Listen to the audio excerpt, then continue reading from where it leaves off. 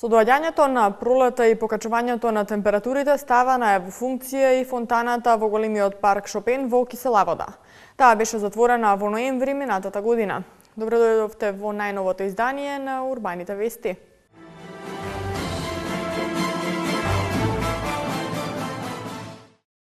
Свечено пуштање на Стариот театар во мај. Утре се изведува премиерата на представата Пипи долгиот чорап во театарот за деца и младинци. Тампонирани повеќе улици и исчистени депонии во општина Газибаба.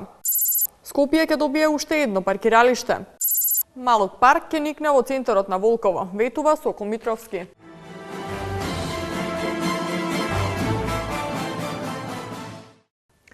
Изградбата на Стариот театар е во тек, иако свеченото отварање беше најавено за 27 март, светскиот ден на театарот, објектот е се уште во изградба.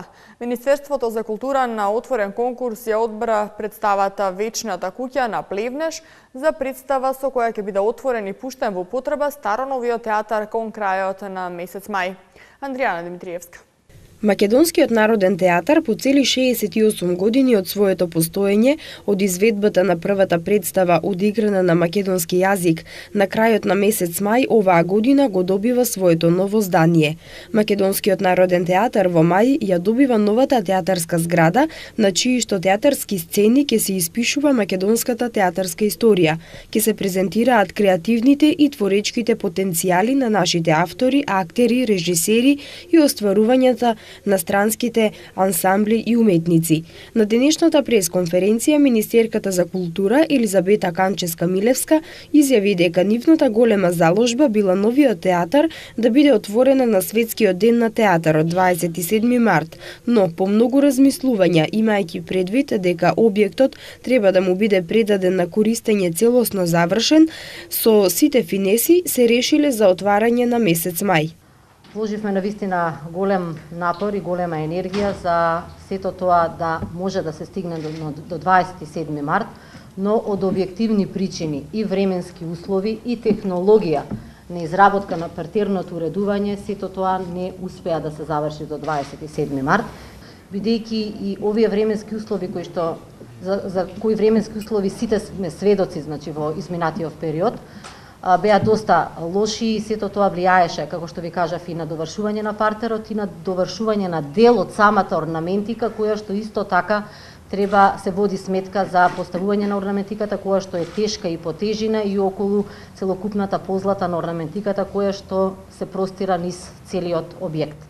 Овој свечен чин во мај ќе биде одбележан со прикажување на документарен филм за изградбата на театарот кој се работеше во изминатите години, откривање на скулптурата на великаните на македонскиот театар, изведба на фрагменти од представата Вечната куќа по текстот на Јордан Плевнеш, со која свечено ќе биде отворена театарската сезона, но и со отворање на еден навистина значаен сегмент од делувањето на новиот театар, односно промоција на музејот на МНТ.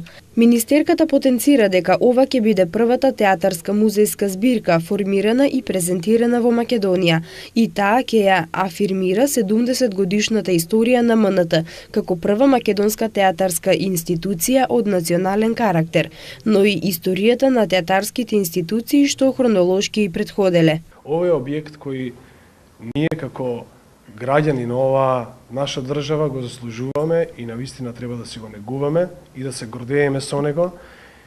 И внатре во него можеме да ги претвориме сите наши креативни идеи. Таков е објектот, дава можност за реализација на сите наши креативни идеи и во него и заедно со него. Во музејот на МНТ ќе бидат презентирани повеќе меѓусебно компатибилни збирки, плакати, фотографии, програмски книшки, сценографски и костюмографски скици, макети, текстови и партитури, документи, костими, реквизити, мебел.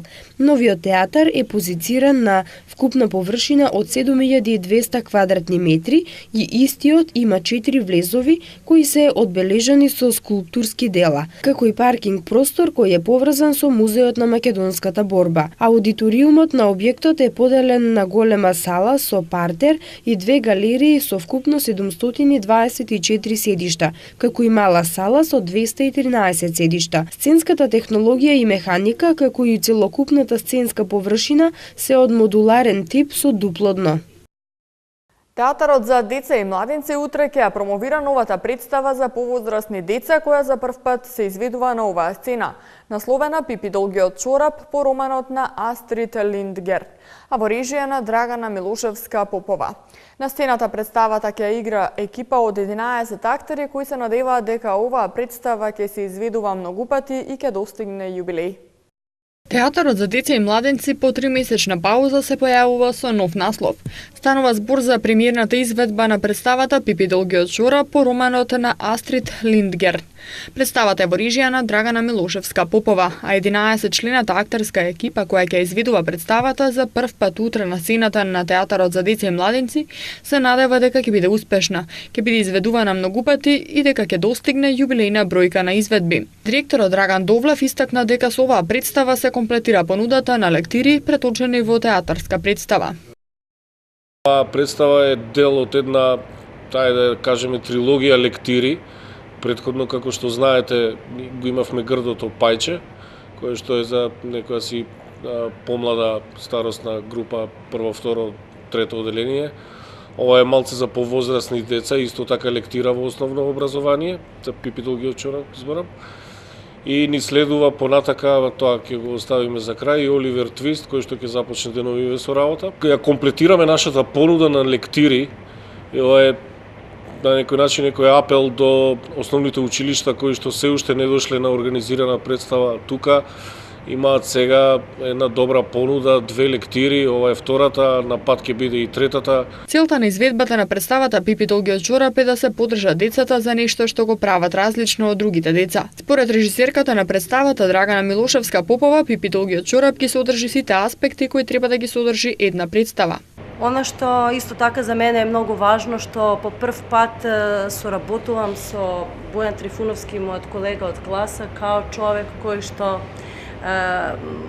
у нашите разговори заедно смисливме една приказка на кој начин уствари ние треба да ја изнесеме и да раскажеме приказката за Пипи, што е тоа за нас важно денес и зошто ние денес би имале потреба да раскажеме приказка за Пипи. Премиерата на представата се изведува утре од 19 часот во Театарот за деца и младинци, а незината реприза ќе биде изведена во петок во истиот термин, а цената на билетот изнесува 150 денари. Во рамки на кампањата Скопје градот на цвеќето, Скопје градот на розата, во повеќе основни училишта засадени се над 1000 бели рози. Донација на компанијата Пакомак. Грижата за средината во која учиме, работиме и живееме, според учениците и наставниците, е дел од еколошката култура која сите треба да имаат. Кампањата е продолжение на еколошките активности на компанијата. Еколошката кампања Скопје градот на цвеќето, Скопје градот на розата беше поттикната од истражувањето кое покажа дека розите се едни од најдобрите извлекувачи на тешки метали од почвата и прочистувачи на амбиентниот воздух. На територијата на општина Газибаба изминатиот период активно се работеше на подобрување на хигиената и патната инфраструктура. Исчистени се диви депонии во повеќе населби каде беа подигнати 163 метри кубни смет, а во Трубарево и Хиподром беа тампонирани неколку улици во должина од 1 километар. Томислав Атанасовски. Општина Газилба во соработка со јавното градско предпријатие Комунална хигиена во изминативе неколку денови ги чистеа дивите депонии во целата општина за подобрување на хигиената. Акцијата беше спроведена во населбите Автокоманда Кераминица, Урбана заедница Кирил Петрушевски, Маџари, Хиподром и Ченто, каде беа подигнати 162 метри кубни. Општина Газилба исто така беше активна и во подобрување на својата патна инфраструктура, каде поставуваше тапон на неколку улици во населеното место Трубарево, на улицата Панче Пешев покрај пругата во должина од околу 700 метри и во Чукур Мало во должина од околу 300 метри. Во населбата Хиподром се тампонираше и улицата Жан Жорес на патот на кај Хиподром 2 во должина од 650 метри. Општина Газилба за овие активности во Трубарево и Хиподром издвои 800.000 денари средства од својот буџет за 2013 година од програмата за одржување и реконструкција на патната инфраструктура, а работите на терен ги извршуваше фирмата Адра. Со вакви активности општина Газиобек ќе продолжи во останатите населби и населени места во следниот период. Од понеделник сите матични лекари во земјава треба да го тестираат електронското закажување прегледи кај специјалисти во болници и во поликлиники. Овој начин на закажување преку веб страницата Мој термин ќе стане задолжителен кон средината на месецот. Најавуваат од Министерството за здравство и додаваат дека сега се работи на приспособување на апликациите на матичните лекари за тие да можат да го користат новиот систем за закажување прегледи.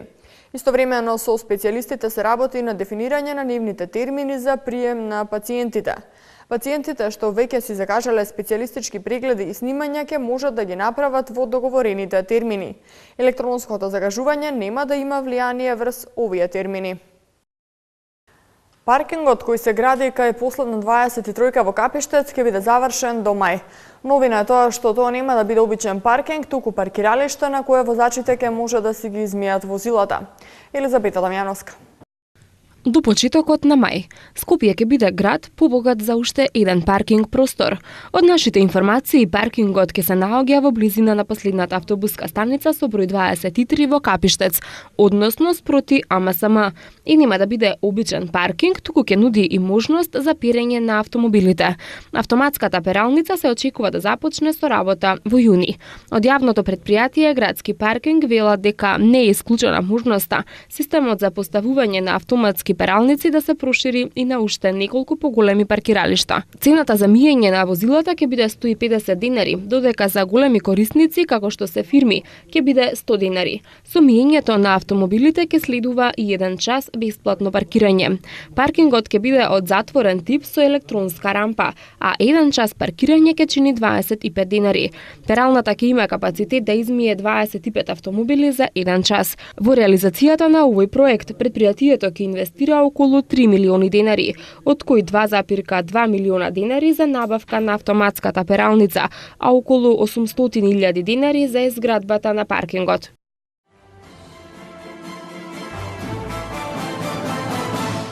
Мал парк во центарот на Волково, реконструкција и проширување на улицата Волковска, пречистителна станица и патна комуникација со пешачки патеки од центарот на населеното место Волково до училиштето во село Орман. Ветија денеска кандидатите за градоначалници за општина Ѓорче Петров и за град Скопје од редовите на ВМРО ДПМН Сокол Митровски и Коце Трајановски. Актуелниот градоначалник на Ѓорче Петров Сокол Митровски во вториот изборен круг ќе се трка со неговиот против кандидат од СДСМ Александар Наумовски, додека пак градоначалникот на град Скопје Коце Трајановски со против кандидатот од СДСМ Јани Макрадули. Ивана Митковска. Градоначалниците и кандидати на ВМРО ДПМНЕ за нов мандат на град Скопје и на општина Ѓорче Петров, Коце Трајановски и Сокол Митровски најавија дека ќе продолжат да создаваат дела и во иднина, како и во изминатите 4 години. Во нивните изборни програми се предвидува изградба на мал парк во центарот на Волково, реконструкција и проширување на патот од центарот на Волково до последна 22 во должина од 1,5 километри, со што целосно ќе биде реконструиран патот од пругата кај Новосело до последната постојка на автобусот број 22. Како дел од нивната програма, ветија и изградба на пречистителна станица за жителите на населеното место Волково, зашто градот Скопје заедно со Министерството за екологија ќе обезбеди финансиска помош. Трајановски истакна дека во населеното место Волково и во останатите општини што гравитираат околу ова населено место, во изминатите 4 години градот Скопје вложил многу и дека ќе продолжи да вложува и во наредниот период. Вложивме 28 милиони денари. Значи, од пругата на кај Новосело, па се до центарот на Волково, со кои што средства се реконструира патот и исто така се реконструира и тротоарите, а на оние места кај што немаше тротоари се направија тротоари. Од последна 22 до заобиколницата беше направен патот, вредноста на инвестицијата е 12 милиони денари, со што на населеното место Волково и останатите населени места кои што гравитираат према него, им се овозможи да имат влез и излет на заобиколницата.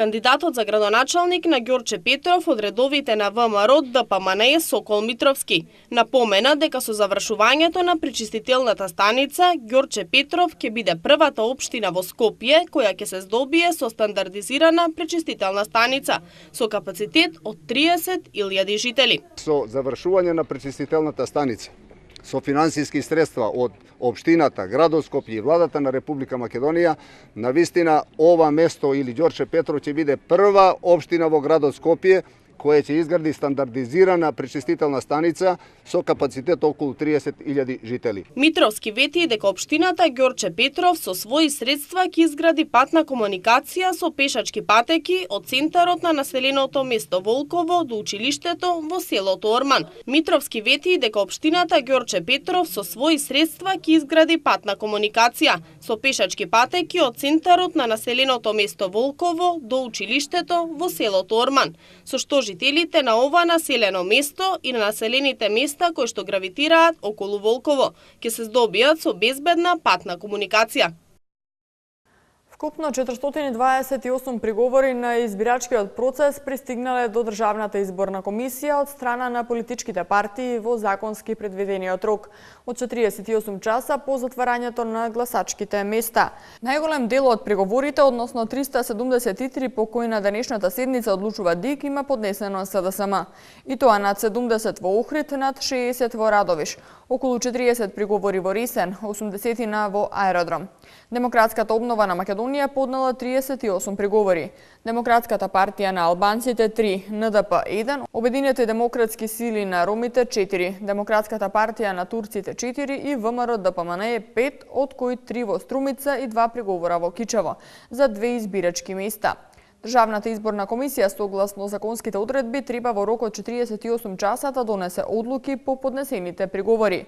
По завршувањето на овој рок, политичките партии ќе имаат повторно 48 часа да поднесат тужби до управниот суд, чии одлуки се последни и конечни, по кои ќе се знае дали и каде ќе има прегласување.